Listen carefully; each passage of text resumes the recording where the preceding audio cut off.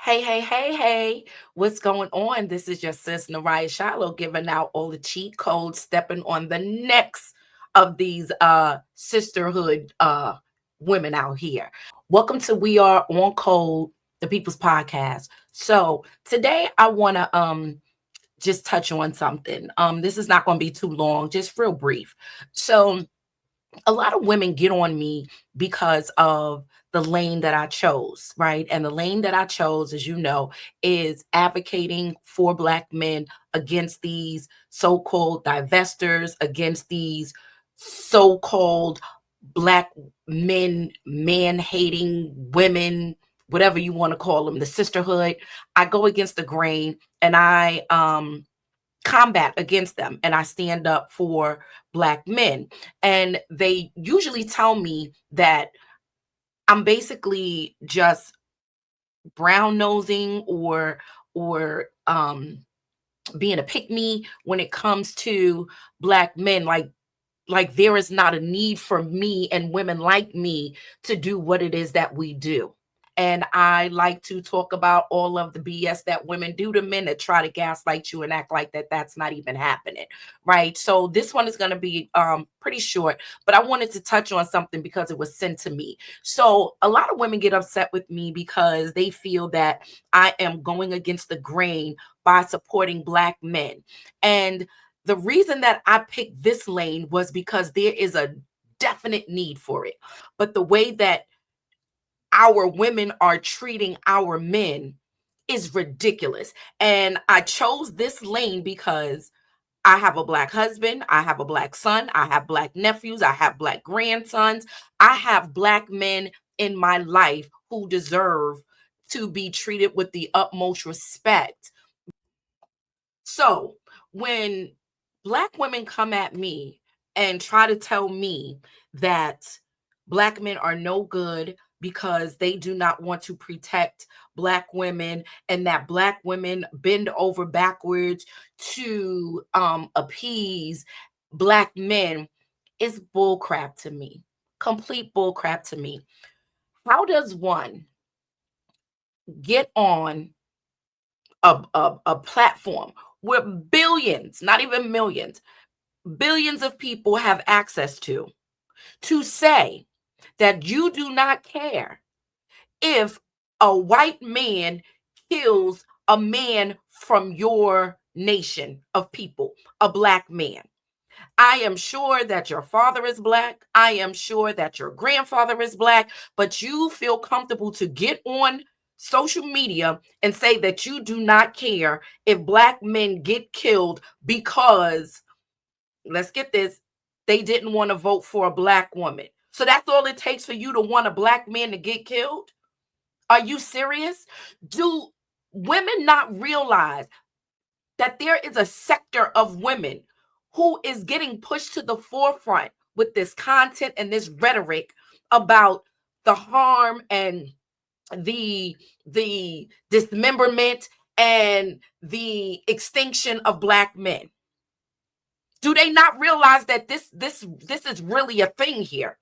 Do you not realize that we are the only women who will get on television, radio, internet, wherever, and scream from the rooftops that we hate our men and we want to see them dead? Show me another race of women who does that. Check this out with me really quick. Give a fuck what happens to any Black man on this app, including being shot in the neck by a white man who has still not been arrested. I don't care, because these are the same men that said that they're not going to vote for a Black woman. I'll wait. It kills my spirit when I see these kind of things. And then you like to say, oh, well, Black men don't want to protect us and Black men don't care about us. Because how do Black men differentiate between women who love them and who care about them and who wants them to be protected just as much as we want to be protected from women like this? I watched a interview with Muhammad Ali, and he couldn't have said it no better. He said, there are many white people who mean right and in heart want to do right, but there are so few. If 10,000 rattlesnakes was coming down that aisle now, and I had a door here I could shut, and in that 10,000, 1,000 meant right. 1,000 rattlesnakes didn't want to bite me. I knew they were good. Should I let all these rattlesnakes come down, hoping that 1,000 get together and form a shield? Or should I just close the door and stay safe? so it's the same concept. It's the how do they know who is for them? How do they know who is against them?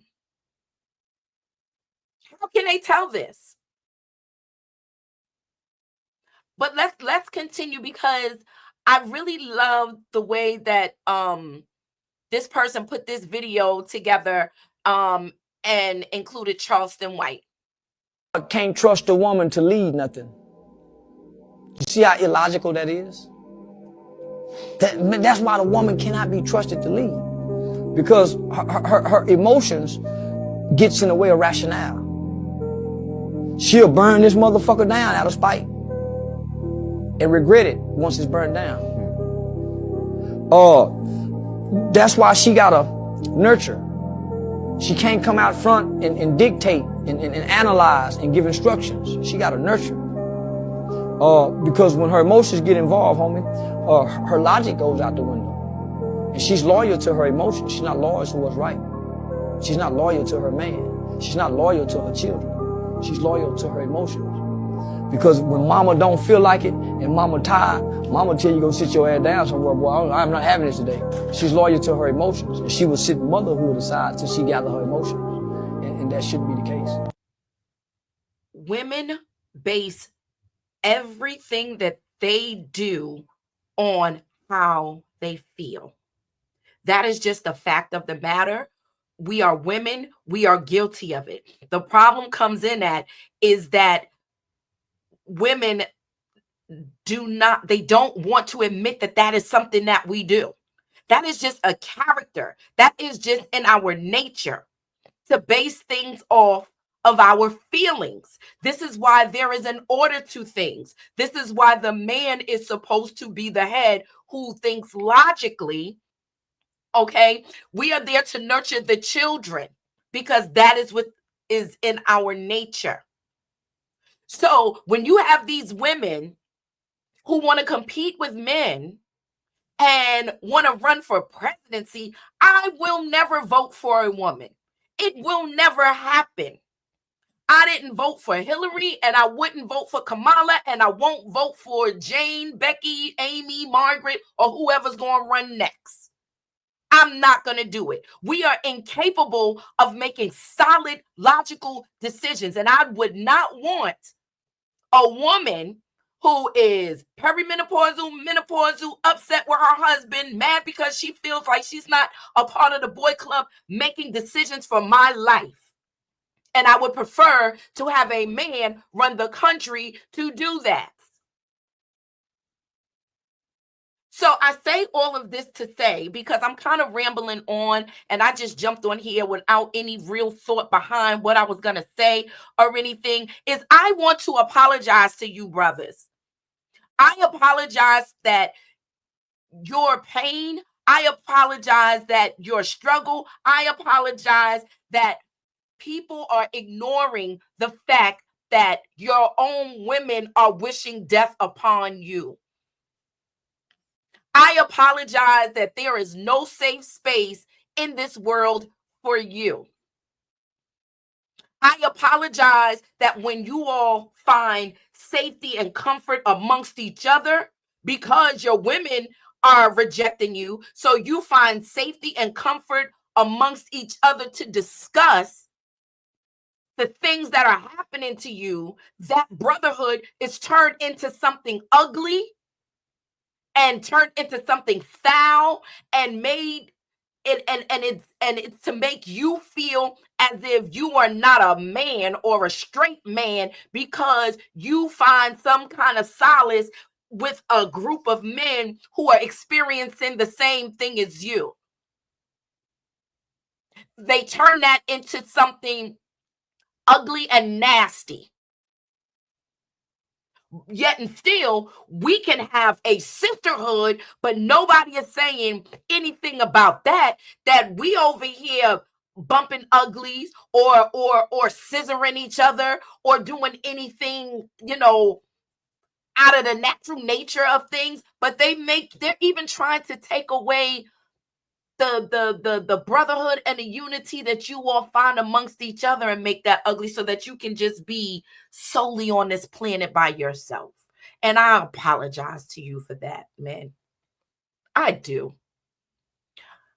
The one thing that you can be certain of is that I will continue to advocate. I will continue to speak out. I will continue to support.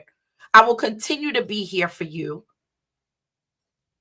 regardless of what these chicks say, regardless of what the world say. God put it on my heart. The Most High God put it on my heart for me to do what I'm doing, and that is what I am going to do. What I'm doing is ordained by the Most High God.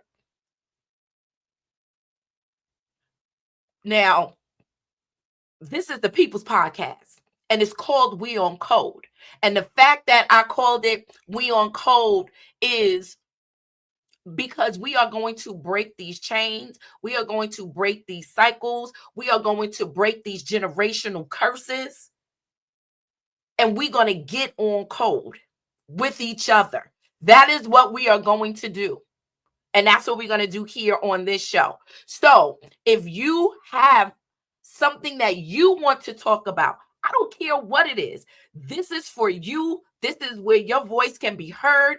I want you to send me an email and let us link up and we can do a show and we can talk about what you have going on, because what you're experiencing, I am quite sure there are other brothers that are experiencing the same things.